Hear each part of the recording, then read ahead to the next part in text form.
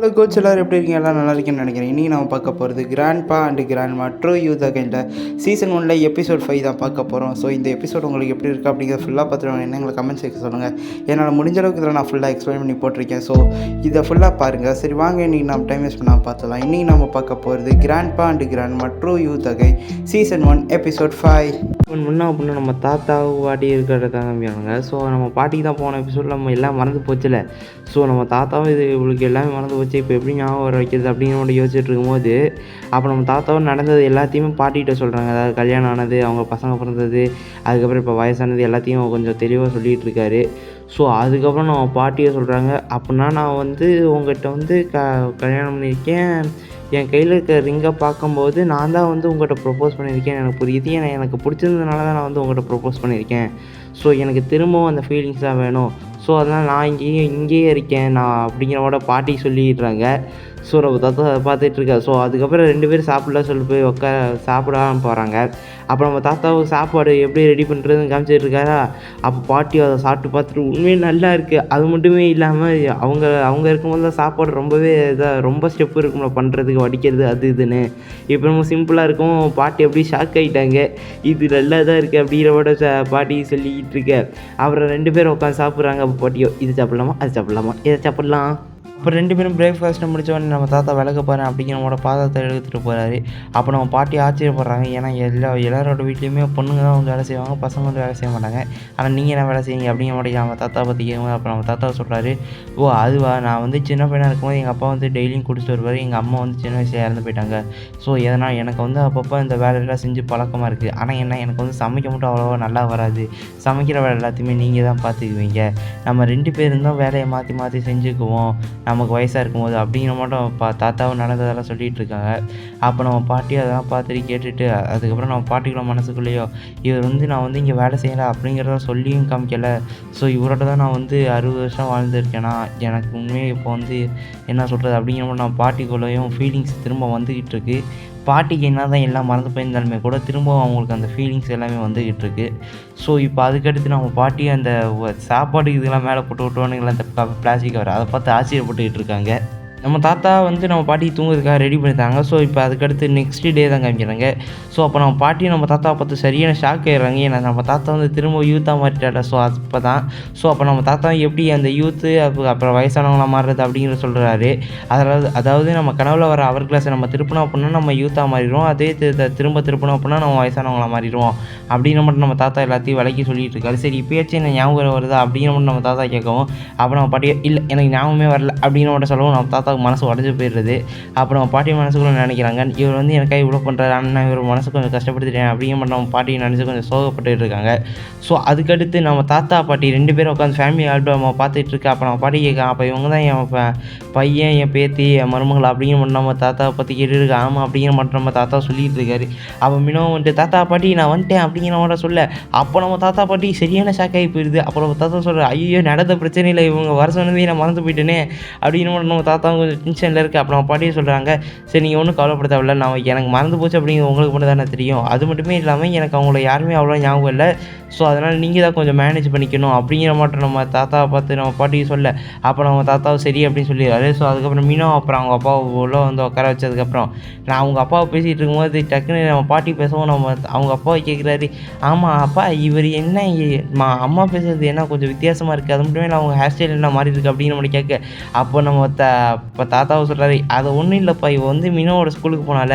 So அவங்க school ட்ரெஸ்ஸை போட விட்டானுங்க. ஸோ அதனால இவளுக்கு லைட்டாக கொஞ்சம் ஃபேஸு இது எல்லாமே லைட்டாக கொஞ்சம் ஸ்கூல் பொண்ணு மாட்டமே மாறி போச்சு. ஸோ அதனால தான் ஹேர் ஸ்டைல் அப்படி மாறி இருக்குது அப்படிங்கிற மாட்டோம் சொல்லிக்கிட்டு இருக்க அவள் பையனு கேட்டுட்ருக்காங்க. ஸோ அதுக்கப்புறம் அவன் மினோ நம்ம பாட்டிக்கிட்ட பேசிகிட்டு இருக்கும்போது அப்போ நம்ம பாட்டின்னு நினைக்கிறாங்க இவ தான் என்னோடய பேத்தியா அப்படிங்கிற மட்டும் நம்ம மினோவை பார்த்து கொஞ்சம் யோசிச்சுட்டு இருக்கும்போது அதுக்கப்புறம் நம்ம மினோவை பிடிச்ச உடனே அப்போ மினோ பாட்டியை அப்படிங்கிற மாதிரி சொல்ல அப்போ பாட்டியை டக்குன்னு மினோவை கட்டி பிடிச்சிடுறாங்க. ஸோ 2 பேரும் அப்படியே கொஞ்சம் பாசமலையை புழிஞ்சிக்கிட்டு இருக்க பார்த்தா தெரியாது, ஆனால் அப்படி தான் நம்மளுக்கு எடுத்துக்கணும் பாசமலையை புழிகிறாங்க. ஓகேவா? ஸோ அதுக்கடுத்து நம்ம சமைக்கலாம் அப்படிங்கிறதுக்காக நம்ம தாத்தா பாட்டி 2 பேருமே போகிறாங்க. ஸோ அப்போ நம்ம பாட்டியை டக்குன்னு கத்தி எடுத்து சும்மா வெட்டுன்னு வெட்டுறாங்க. சும்மா வீசுன்னு வீசு. அப்புறம் அவங்க தாத்தாவோ அட இருவா அப்படிங்கிறோட சொல்லிக்கிட்டு இருக்க. அப்போ அவங்க பையனும் என்னப்பா அங்கே சத்தம், அட ஒன்றும் இல்லைப்பா அப்படிங்கிறோட தாத்தா சொல்கிறாரு. ஸோ அதுக்கப்புறம் நம்ம பாட்டிக்கு வந்து எப்படி சமாளிக்கணும்னு தெரியலையா. ஸோ அதனால் நம்ம தாத்தாவும் கூட சேர்ந்து ஹெல்ப் பண்ணிக்கிட்டு இருக்காரு. அப்போ நம்ம பாட்டி இருந்தப்போ அவங்களுக்கு வந்து ஒரு மேடு தான் இருந்தாங்க. ஸோ அவங்களுக்கு சமைச்சு கொடுக்கறதுக்கு எல்லாத்துக்குமே. ஸோ அதனால தான் நம்ம பாட்டிக்கு வந்து சமைக்கவே தெரியலை. ஸோ அப்படியே நம்ம தாத்தாவும் கையை பிடிச்சி அப்படியே ஒவ்வொன்றா நறுக்கிக்கிட்டு இருக்கேன். நம்ம பாட்டிக்குள்ளே லைட்டாக கொஞ்சம் வெக்கப்படுறாங்க. அது மட்டுமே இல்லாமல் நம்ம பாட்டி அதாவது காலைல செஞ்சுருப்பாங்களே. ஸோ அதை சாப்பிட்டு பார்த்துருக்காங்க. சின்ன வயசில் எனக்கு சமைக்கவே தெரியாது சுத்தமாக. ஆனால் நான் எதுக்காக இவருக்காக சமைக்க கற்றுக்கிட்டேன் அப்படிங்கிற மட்டும் நம்ம பாட்டி யோசிச்சுட்டு இருக்காங்க. நல்லா சமைக்க கற்றுக்கிட்டேன் அப்படிங்கிற மாட்டோம். ஸோ அதுக்கடுத்து எல்லோரும் உட்காந்து சாப்பிட்டுட்டு இருக்கும்போது மினோவை சாப்பிட்டு பார்த்துட்டு என்ன இது எப்பயும் இருக்கிற மாட்டோம் இல்லையே அப்படிங்கிற மட்டும் சொல்ல. அப்போ நம்ம பாட்டி அவங்க சைடில் கொஞ்சம் ஷாக் ஆகிட்டாங்க. அப்போ நம்ம தாத்தா அதான் ஒன்றும் இல்லையே அப்படிங்கிற மட்டும் நம்ம தாத்தா சொல்லிகிட்டு இருக்காரு. அதுக்கப்புறம் சின்னதாக ஃப்ளாஷ்பேக் மட்டும் போகுது. ஸோ அப்போ அவங்க நம்ம தாத்தா பாட்டிகிட்ட வந்து அவங்க பையன் வந்து நான் பரிச்சை 100 மார்க் வாங்கிட்டேன் அப்படிங்கிற மட்டும் காமிச்சிட்டு இருக்கான். ஸோ அதை பார்த்து நம்ம தாத்தா பாட்டி சந்தோஷப்பட்டுட்டு இருக்காங்க. ஸோ அதுக்கடுத்து அவனோட ஆஃபீஸில் இருக்கும்போது தான் காமிக்கிறாங்க. ஸோ ஆஃபீஸில் இருக்கும்போது அவன் வந்து இப்போ அவங்க சீனியர் மேனேஜரை சொல்கிறாங்க, அதை வந்து கம்பெனி வந்து கொஞ்சம் லாஸ்ட்டில் போயிட்டுருக்கு. ஸோ அதனால் அவங்க வேலை போகக்கூட வாய்ப்பு இருக்குது. ஸோ நீங்கள் இன்னும் கொஞ்சம் அதிகமாக உழைக்கணும் அப்படிங்கிற மட்டும் சொல்லிக்கிட்டு இருக்கு. அப்போ அவரும் அதெல்லாம் கேட்டுட்ருக்காரு. ஸோ அதுக்கடுத்து நம்ம தாத்தா கிட்ட வந்து அவங்க பையனை சொல்கிறான், எனக்கு எங்கள் கம்பெனி வந்து இப்போ வந்து ஓவர் லாஸ்ட்லேயே போய்கிட்டு இருக்குது. ஸோ அதனால் இப்போ வந்து என் வேலை போனாலும் போக வாய்ப்பு இருக்குது அப்படிங்கிற மட்டும் நம்ம அவங்க அப்பாவை சொல்லிக்கிட்டு இருக்கு. அப்போ நம்ம தாத்தாவை சொல்கிறாரு, அப்படின்னா நீ ஒன்றும் கவலைப்பட தேவையில்ல, உனக்கு வேலை போச்சு அப்படின்னா என்னோடய ஃபார்மில் வந்து நீ வேலை பார்க்கலாம் அப்படிங்கிற மட்டும் சொல்ல. அப்போ அவங்க பையனை சொல்கிறான், அதெல்லாம் ஒன்றுமே இல்லை, நான் வந்து இப்போ வந்து இந்த வயசில் வந்து உங்களுக்கு கஷ்டத்தை கொடுக்க விரும்பலை. ஸோ அதனால் எனக்கு வேலை போனாலும் சரி, நான் வந்து அந்த வேலையை தக்க வச்சுக்க பார்க்குறேன். அது மட்டுமே இல்லாமல் இல்லைனா நான் இன்னும் ஹார்ட் ஒர்க் போடுறேன் அப்படிங்கிற மட்டும் சொல்லிக்கிட்டு இருக்கேன். அப்போ பாட்டியோ அதெல்லாம் கேட்டுட்டு ரொம்பவே மனசுக்குள்ள யோசிச்சுட்டு இருக்காங்க. ஸோ அதுக்கப்புறம் அவங்க கையை பிடிச்சிட்டு, நீ அதெல்லாம் ஒன்றும் பண்ணவே தேவையில்லை, ஏன்னா நீ இப்போ எது பண்ணாலும் மாற போகிறதே கிடையாது.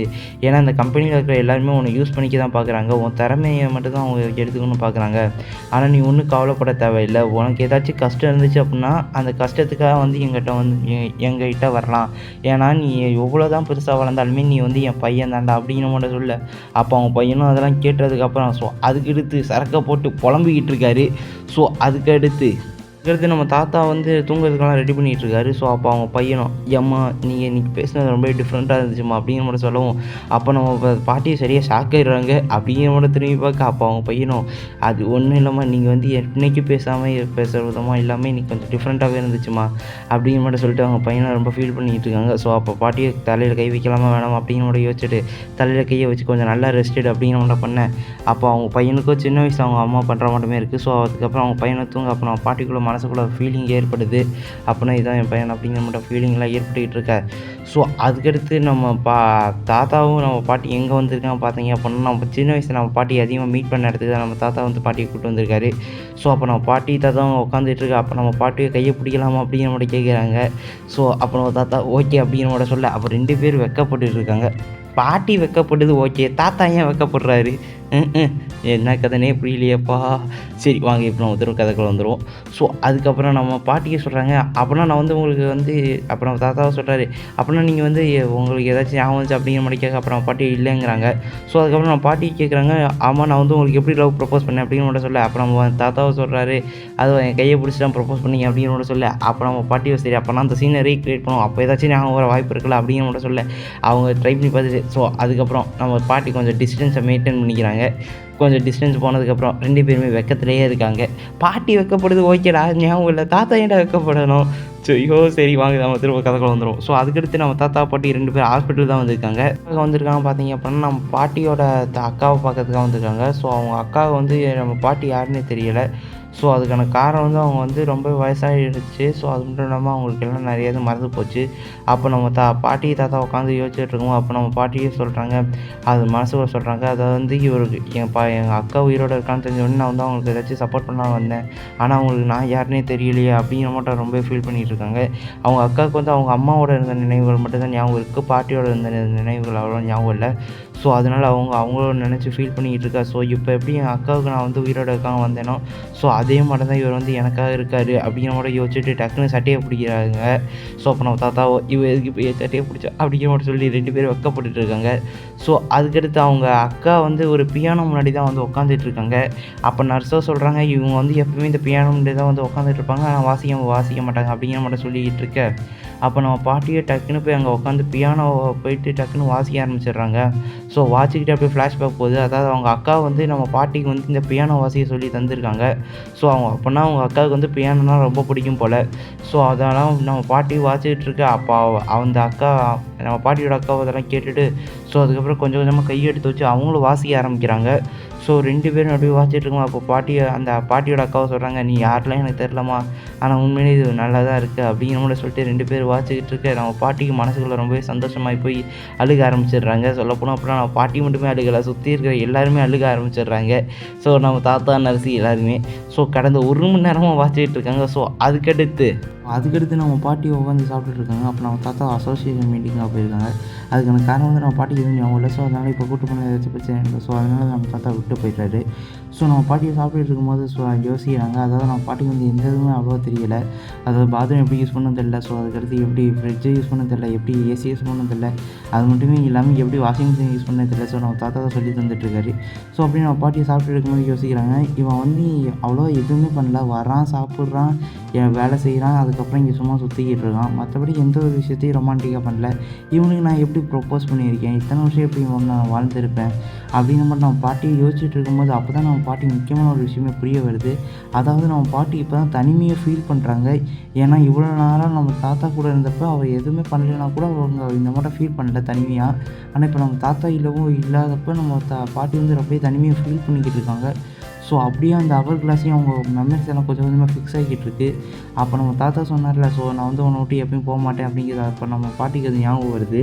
ஃப்ளாஷ்பேக்கில் வந்து நம்ம தாத்தாவும் பாட்டியும் காதலிக்கிற விஷயம் அவங்க வீட்டுக்கு தெரிஞ்சதுக்கப்புறம் அவங்க விடவே இல்லை. அதுக்கான காரணம் வந்து நம்ம தாத்தாவோட ஃபேமிலிக்கும் நம்ம பாட்டியோட ஃபேமிலிக்கும் இப்போ தீராத பார்க்க போல. ஸோ அதனால் ஆனால் நான் ஒரு வழியில் நம்ம தாத்தாவை எக்ஸ்கியூஸ்லாம் கேட்டு வந்து பாட்டியை பார்க்க, அப்போ நம்ம பாட்டியை பார்த்துட்டு என்ன மூஞ்சில் காயம் அப்படிங்கிற மாதிரி கேட்க, அதான் ஒன்றும் இல்லை, சும்மா தான் எங்கள் அப்பாவோட சண்டை போட்டேன் அப்படிங்கிற மட்டும் நம்ம தாத்தா சொல்லியிருக்காரு. அதாவது அவங்க அப்பாவுக்கு காதலுக்காக சண்டை போட்டுருப்பாங்க. ஸோ அதுதான். ஸோ அவங்களுக்கு கல்யாணம் ஆகி கொஞ்ச நாள் கழித்து நம்ம பாட்டிக்கு வந்து உடம்பு சரியில்லாமல் இருப்பாங்க. ஸோ அப்போ நம்ம தாத்தாவை மருந்தெல்லாம் வாங்கிட்டு வந்து பார்க்க, அப்போ நம்ம பாட்டி சொல்கிறாங்க, அப்புறம் நான் வந்து உங்களுக்கு ரொம்ப கஷ்டம் கொடுத்துட்டேன், என்னை மன்னிச்சிருங்க அப்படிங்கிற மட்டும் சொல்ல, அப்போ வந்து நம்ம தாத்தா சொல்கிறாரு, அதெல்லாம் நீ ஒன்றும் கவலைப்பட தேவையில்ல, உனக்காக நான் வந்து எவ்வளோ நாள் வேணாலும் இருப்பேன், அது மட்டுமே இல்லாமல் நம்ம எப்போயுமே வந்து ஒன்றா தான் இருப்போம், எந்த பிரச்சனை வந்தாலும் அதை ஒன்றா தான் சமாளிப்போம் அப்படிங்கிற மாதிரி நம்ம தாத்தாவும் கொஞ்சம் நல்லா பேசிகிட்டு இருக்காரு. ஸோ அதுக்கடுத்து வெளியே வந்து கதவை தட்டுறாரு, நம்ம தாத்தா வந்து கதவை தட்டுறாரு. ஸோ அப்படியே நம்ம பாட்டி ஓடிக்கிட்டே அப்படியே யோசிக்கிறாங்க, அதாவது நான் வந்து அவரை வந்து என்னை திரும்ப காதலிக்க வைங்க அப்படிங்கிற மட்டும் கேட்டுருக்கக்கூடாது, ஏன்னா எனக்கு எத்தனை தடவை மறந்து பண்ணாலும் சரி நான் வந்து அவரை மட்டும் தான் காதலிப்பேன் அப்படிங்கிற மாதிரி சொல்லிட்டு நம்ம பாட்டி ஓடி போயிட்டுருக்காங்க. ஸோ அப்போவே நம்ம பாட்டியோட முடி கலரும் மாறிக்கிட்டு இருக்கு. அப்படியே போய் நம்ம தாத்தாவை கட்டி பிடிக்கும். அப்போ நம்ம தாத்தாவை கொஞ்சம் சந்தோஷப்படுறாரு.